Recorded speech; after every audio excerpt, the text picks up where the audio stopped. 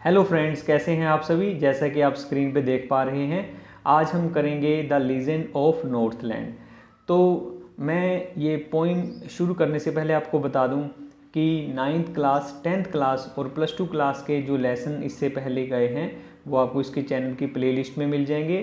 Tenses की complete आपको video मिल जाएंगी, तो आप इस चैनल में जाकर उसके आई बटन या सजेस्टेड वीडियो में देख सकते हैं। तो चलिए पोइम शुरू करते हैं। और इसको लिखा है फेव कैरी ने। तो पोइम में क्या बताया जा रहा है, this poem narrates the legend of an old lady. Legend मतलब कहानी। तो ये पोइम क्या नरेट करती है, क्या कहानी बताती है कि एक ओल्ड लेडी थी हु एंगर्ड, जिसने गुस्सा दिला दिया। किसको? सेंट पीटर को। संत पीटर को उसने गुस्सा दिला दिया, क्योंकि वो उसने अपनी ग्रीड दिखाई, अपना लालचीपन दिखाया, अपना एक तरह से बुरा बिहेवियर दिखाया। तो उस वजह से उसको सेंट पीटर यानी संत पीटर को गुस्सा आ गया। तो देखते हैं, away away in the north land where the hours of the day are few and the nights are so long in the winter that they can not sleep them through. तो कहते away away बहुत दूर, north land मतलब north pole, इस धरती का north pole यानी north का हिस्सा, यानी इन्होंने कोई जगह या कोई देश उसको नहीं बताया, लेकिन उन्होंने कहा कि भाई नॉर्थ लैंड में क्या है, नॉर्थ लैंड में जहाँ दिन हैं वो बहुत छोटे हैं और नाइट्स कितनी हैं, रात कैसी हैं, बहुत लंबी, सर्दियों में खास करके। And the nights are so long, रातें इतनी बड़ी हैं कि वो उसको सारा नहीं सो सकते उस रात को, और वो जल्दी ही उठ जाते हैं क्योंकि रात ही बहुत लंबी है और दिन बहुत छोटे हैं। Where they harness the swift reindeer to the sledges when it snows and the children look like bears cub in their funny furry clothes. तो कहता है कि वहाँ पे क्या करते हैं, जब बारिश पड़ती है तो क्या स्नो गिरती है तो क्या करते हैं, हार्नेस के साथ। व्हेन दे हार्नेस मतलब बांध देते हैं। किसको? स्विफ्ट रेंडियर, जो तेजी से चलता हुआ रेंडियर मतलब एक तरह का एनिमल जिसको वो रस्से से बांधते हैं। टू द स्लेजिस मतलब एक तरह का बैठने का, रथ की तरह बैठने का एक लकड़ी का बनाया हुआ एक चीज़ होती है जिसपे वो बैठते हैं पीछे। व्हेन इट स्नोज, जब बारिश होती है। तो पहली दो लाइन समझेंगे कि वो क्या करते हैं, एक रेंडियर को, एक एनिमल है उसको रस्सों से हार्नेस करके यानी बांध के, रस्सों से बांध कर उसके पीछे जो बैठने के लिए उसको रथ को उसके साथ बांधते हैं और स्नो होती है। And the children look like bears cub, और बच्चे कैसे नजर आते हैं, जैसे बियर, भालू के बच्चे हों जैसे। क्यों? इन देयर फनी फरी क्लोथ्स, अरे मजाकिया लगते हैं वो, क्योंकि वो अपनी फर वाले कपड़े डाले होते हैं जिससे वो सर्दी से बच सकें। They tell them a curious story, I don't believe it's true and yet you may learn a lesson if I tell the tale to you. कहता है वो वहाँ उस नॉर्थलैंड इलाके में एक कहानी बड़ी प्रचलित है, क्या तुम सुनोगे? बड़ी क्यूरियस स्टोरी है, बड़ी जिज्ञासापूर्ण स्टोरी है। आई डोंट बिलीव, मुझे नहीं पता ये सच है कि झूठ है, लेकिन वहाँ एक स्टोरी बताई जाती है। And yet you may learn, तुम सीख सकते हो कुछ, तुम्हें कोई लेसन सीख सकते हो। लर्न अ लेसन, तुम्हें कोई एक अच्छा सा लेसन मिल सकता है इससे सीखने के लिए, कोई अच्छा जीवन के लिए एक अच्छी सीख मिल सकती है। If I tell the tale to you, अगर मैं तुम्हें वो कहानी टेल मतलब वो कहानी मैं तुम्हें सुनाऊं। Once when the good Saint Peter lived in the world below and walked about it preaching just as he did, you know। तो एक बारी की बात है, एक बारी की बात है, अच्छे संत पीटर जो इस संसार में कभी इस जगह पे रहा करते थे, वर्ल्ड बिलो, इस यानी नॉर्थ पोल वाली साइड पे रहा करते थे, वो घूमा करते थे, वॉकड अबाउट घूमते थे, प्रीचिंग वो प्रचार करते थे, वो अपना ज्ञान बांटते थे, जस्ट एज ही डिड जैसे वो करते थे। यानी वो एक पर्सन के बारे में बता रहे हैं, एक संत के बारे में बता रहे हैं, एक पाइस सोल के बारे में बता रहे हैं, सेंट पीटर के बारे में जो इस संसार में कभी रहा करते थे और वो चलते रहते थे और हर जगह भगवान की प्रीचिंग्स को, भगवान के जो वचन हैं उनको बताया करते थे। He came to the door of a cottage, वो एक घर में आया। In traveling round the earth, where a little woman was making cakes and baking them on the hearth। तो कहते कि वहाँ जब गए तो एक घर के दरवाजे के पास पहुँचे। इन ट्रैवलिंग राउंड द अर्थ, वो घूम रहे थे, ट्रैवल कर रहे थे, जगह जगह घूम रहे थे, राउंड द अर्थ, पूरे संसार में घूम रहे थे। वेयर ए लिटिल वुमेन, एक छोटी सी औरत नजर आई जो क्या कर रही है, केक बना रही है। And baking them on the hearth, और उनको हर्थ में यानी भट्टी में, चूल्हे में उनको वेक कर रही है।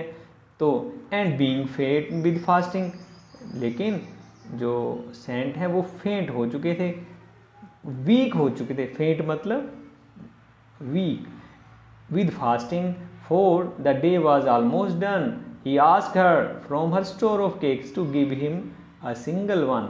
तो उसने बड़ा थका होने की वजह से, बड़ा कमज़ोर होने की वजह से, क्योंकि उसने उस दिन फास्ट रखा था, उस दिन उसने व्रत रखा हुआ था, सारा दिन ऐसे ही बीत गया था और वो कमज़ोर फील कर रहा था। उसने ही आस्क्ड हर, उसने उसको पूछा, अरे अपने स्टोर में से मुझे एक केक दे दो, मुझे एक सिंगल केक दे दो।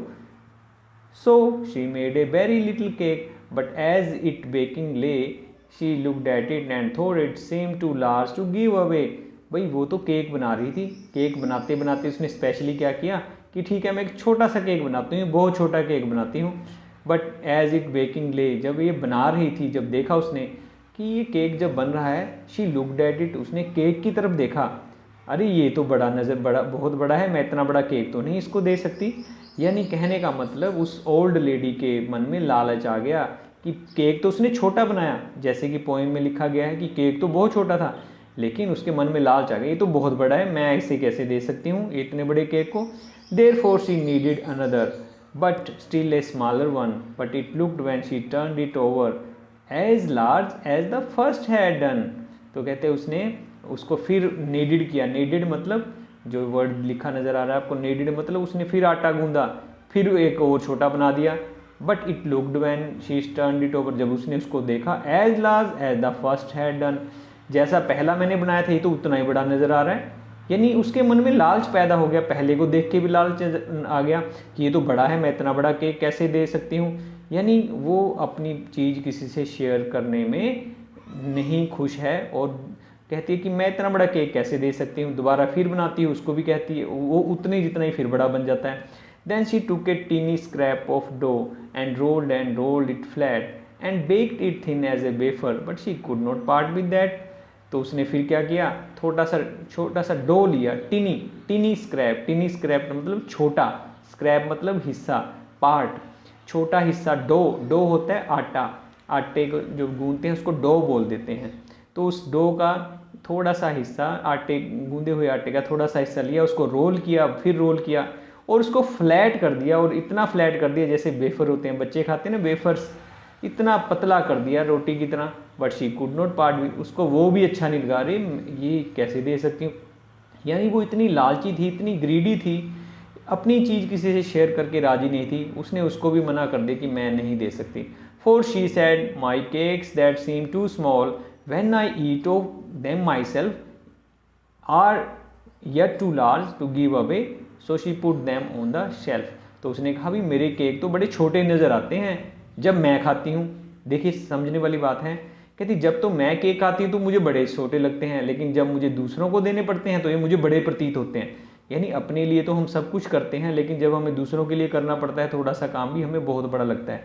कहती मैं दूसरों को देती हूँ तो ये बहुत बड़ा केक नज़र आता है मुझे। So she put them on the shelf, तो उसने शेल्फ पे रख दिए। Then good saint Peter grew angry for he was hungry and faint, and surely such a woman was enough to provoke a saint।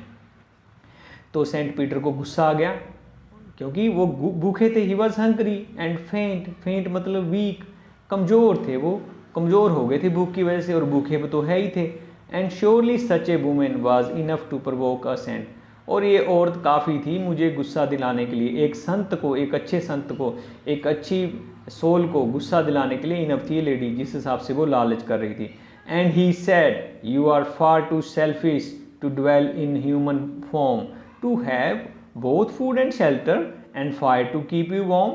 तो Saint Peter को गुस्सा आ गया, तुमने कहा लेडी को, ओल्ड लेडी को कहा तुम तो बहुत स्वार्थी हो, बहुत सेल्फिश हो, तुम्हें तो इंसान की शक्ल में रहना ही नहीं चाहिए, ना तो तुम्हें खाना मिलना चाहिए और ना ही तुम्हें रहना मिलना चाहिए। यानी तुम इंसान होकर तुम्हें खाना भी मिल रहा है और रहने को भी मिल रहा है, और आग भी मिल रही है सेकने को, लेकिन तुम इसके काबिल नहीं हो, तुम्हें ये चीज़ें नहीं मिलनी चाहिए। Now you shall build as the words do and shall get your scanty food by boring and boring and boring all the day in the hard dry wood।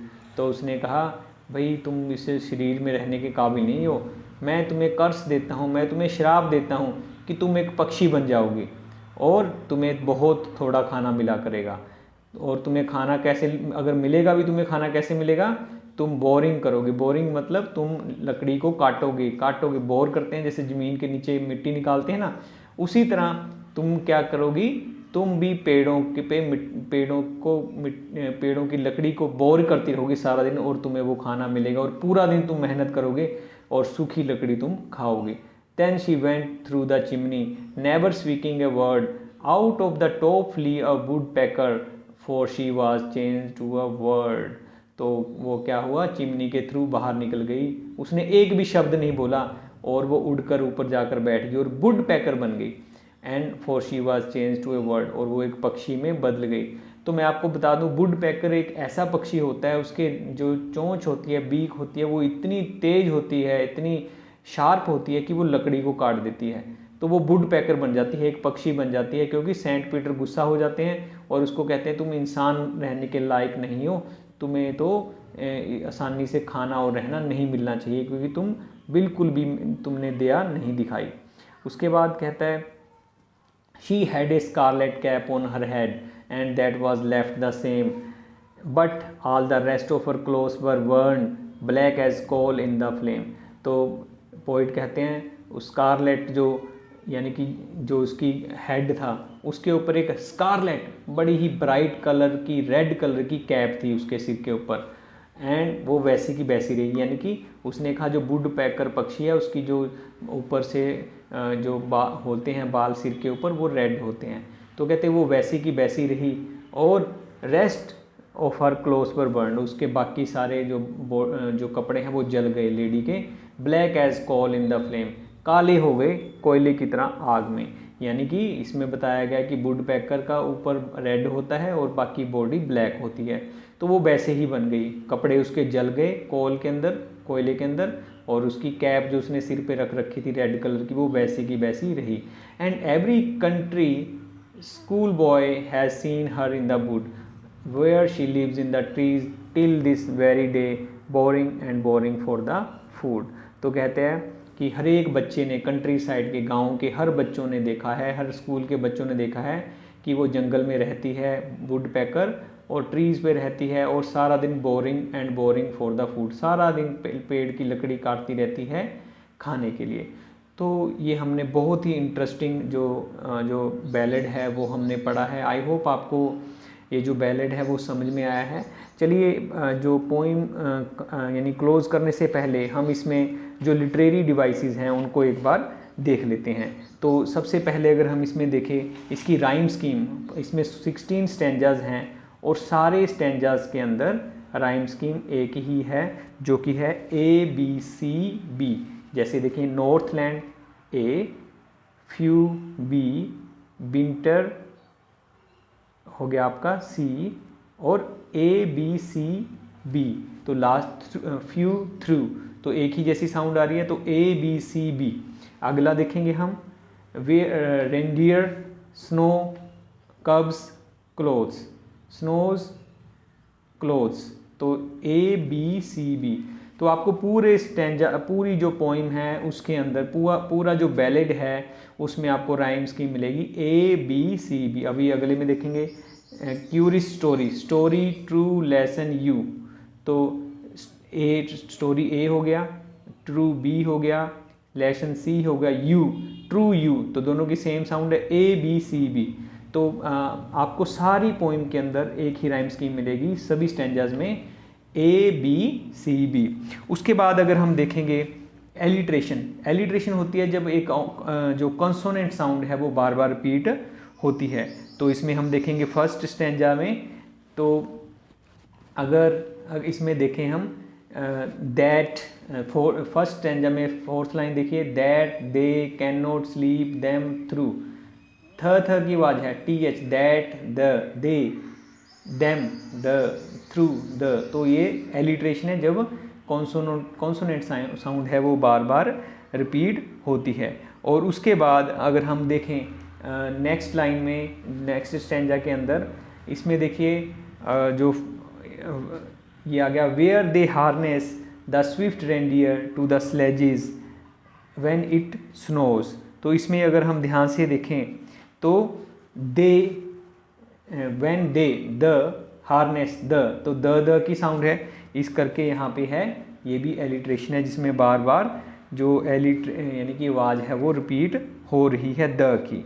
और उसके बाद अगर हम आगे देखें, येट, थर्ड स्टैंजा में देखेंगे, then they tell them a curious story, I don't believe it is true and yet you, य की साउंड है दो बार, तो इसको हम कहेंगे एलिट्रेशन।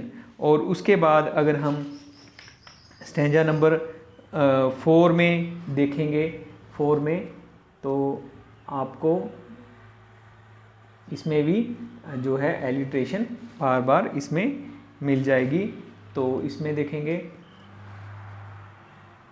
उसके बाद अगर हम देखें स्टैंजा नंबर 6 स्टैंजा में अगर हम देखें तो उसमें भी आपको जो एलिट्रेशन है वो मिल जाएगी। और इसी तरह सारी पोइम में, यानी जहाँ पे भी आपको 2 बार साउंड रिपीट हो तो उसको एलिट्रेशन बोलते हैं।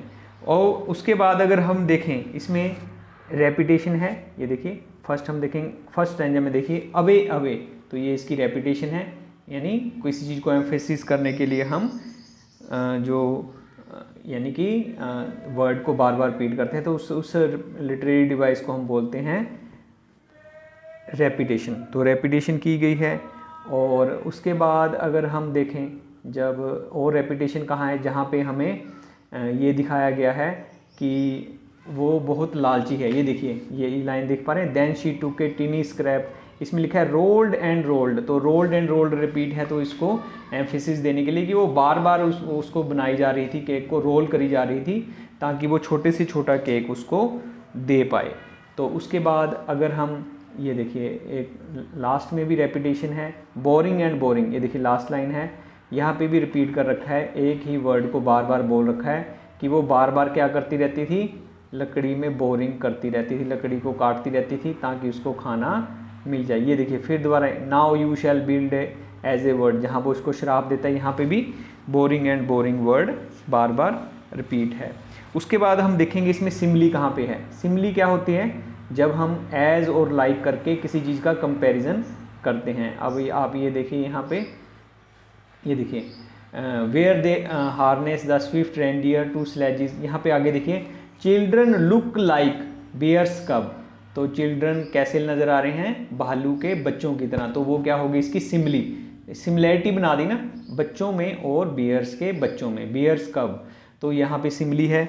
और उसके बाद अगर हम और सिमिली देखें, बाद में जब उसको शराब मिलता है तब वो क्या बोलता है, यहाँ पे देखेंगे तो woodpecker change into a word, और उसके बाद यहाँ पे आता है black as a coal in the flame, ये देखिए she had a scarlet cap, तो इस लाइन में सबसे लास्ट लाइन देखिए black as a coal in the flame, यानी काली, यानी ब्लैक एज ए कॉल, एक कोयले की तरह काली हो गया उसकी बॉडी, बाकी बॉडी, तो उसको क्या कहेंगे हम, सिमली का यूज़ कर रखा है। उसके बाद अगर हम और देखें बेक्स एज ए बेफर, वो भी हम ले सकते हैं कि बेफर की तरह बनाती है, वो भी हम लिख सकते हैं। और उसके बाद अगर हम देखें एनाफोरा, एनाफोरा आप समझते हैं कि एनाफोरा में क्या होता है, कोई भी जो वर्ड है उसको बार बार 2 लाइंस में कंसेक्टिवली रिपीट किया जाता है। जैसे इसमें लिखा है to dwell in human form, ये देखिए stanza, and he said you are far too foolish to dwell in a human form, to 2 बार रिपीट है, देखिए टू ड्वेल और टू हैव, तो इसको बोलते हैं एनाफोरा, जब 2 लाइंस में एक ही जो वर्ड है वो उससे वो लाइन अगली शुरू होती है, 2 या 2 से ज़्यादा लाइनें। तो उसके बाद अगर हम देखें एंजैबमेंट है इसके अंदर, एंजैबमेंट जैसे मैंने प्रीवियस वीडियोस में भी आपसे डिस्कस किया है कि जब एक आइडिया हो और वो लाइन दूसरी लाइन तक जाए और उसमें कोई भी किसी भी तरह का जो फुल स्टॉप या पंक्चुएशन मार्क्स ना लगे। तो ये आप देखिए इधर, away away in the northland where the hours of the day are few, ये देखो इसमें कोई कॉमा फुल स्टॉप नहीं है लेकिन लाइन तो एक ही है। आगे देखें, and the nights are so long in the winter that they can not sleep them through, तो ये बीच में कोई कॉमा नहीं है लेकिन कोई फुल स्टॉप नहीं है, कोई भी पंक्चुएशन मार्क्स नहीं है, लेकिन वो दूसरी लाइन तक वो चलता रह रहा है। तो इसी तरह अगर हम स्टैंजा नंबर 2 में भी देखें, when they harness the swift reindeer to sledges when it snows, ये देखिए यहाँ इसमें कोई कोमा नहीं है लेकिन इसमें वो एक ही आइडिया है लेकिन वो 2 लाइनों तक चल रहा है। And the children look like bears cub, तो यानी मैं आपको यही बताना चाह रहा हूँ कि जब एक ही लाइन, एक ही आइडिया 2 से ज़्यादा लाइंस में चले तो उसके लिए हम क्या उसको क्या कहते हैं, एंजॉयमेंट। तो मुझे लगता है कि आपको ये पोइम समझ में आई है, और मैं एक बार इस शॉर्ट में एक बार ये पोइम रिपीट कर देता हूँ कि एक लीजेंड की बात की जा रही है, एक कहानी की बात की जा रही है। इसको पहले मैं फिर बता दूँ दोबारा से कि इसको बैलेड बोलते हैं, जिसमें कोई स्टोरी बोली जाती है और जो पोइम के फॉर्म में होती है, नंबर 1। दूसरा, एक ये ओरल स्टोरी होती है जो एक जनरेशन दूसरे को orally without writing pass on करती जाती है। और इस पोइम का जो सार है वो इस बात में है कि जो ओल्ड लेडी होती है वो बहुत ही ग्रीडी होती है। सेंट पीटर जो कि एक बहुत ही प्योर सोल होते हैं, परमात्मा को मानने वाले होते हैं, और पूरी दुनिया में घूमकर जो गॉड की बात है, परमात्मा की बात है, उसको बताते हैं। थक हार कर एक घर में पहुंचते हैं, वहाँ से वो कहते हैं मुझे खाने को कुछ दो। तो वहाँ एक ओल्ड लेडी केक बना रही होती है, तो केक बनाते बनाते उसको लगता है कि मैं इसको क्यों केक दूं। वो कहती है जब मैं खाती हूँ तब तो मुझे वो छोटा नज़र आता है, लेकिन जब मैं दूसरों को देती हूँ तो वही केक मुझे बड़ा नज़र आने लग जाता है। तो इस चक्कर में वो केक, कभी एक केक बनाती है उसको और छोटा कर देती है, उसके बाद अगला केक बनाती है और छोटा केक बनाती है, तो वो उसको परेशान कर देती है, सेंट पीटर को केक नहीं देती। लास्ट में उसको वेफर के साइज़ का केक बनाती है, तब भी वो सेंट पीटर को नहीं देती। तो सेंट पीटर को गुस्सा आ जाता है और वो उसको श्राप दे देते हैं कि तू एक वुड पैकर बन जा, एक ऐसा पक्षी बन जा लकड़ी खाता हो। तो वो वुड पैकर एक पक्षी सच में होता भी है जो लकड़ी खाता है, लकड़ी काटता है अपने बीक के साथ, अपनी चोंच के साथ। तो ये इस पोइम की ऑल ओवर स्टोरी है। आई होप आपको समझ में आई है। तो अगर आपको ये समझ में आई है तो उसे लाइक, शेयर और सब्सक्राइब करें, और बाकी लेसन्स जो हैं आपके इंग्लिश के वो आप इसके प्लेलिस्ट में देख सकते हैं। अभी के लिए आपका सभी का बहुत बहुत धन्यवाद। मिलते हैं अगली वीडियो में नया टॉपिक लेकर, तब तक के लिए सभी का बहुत बहुत धन्यवाद।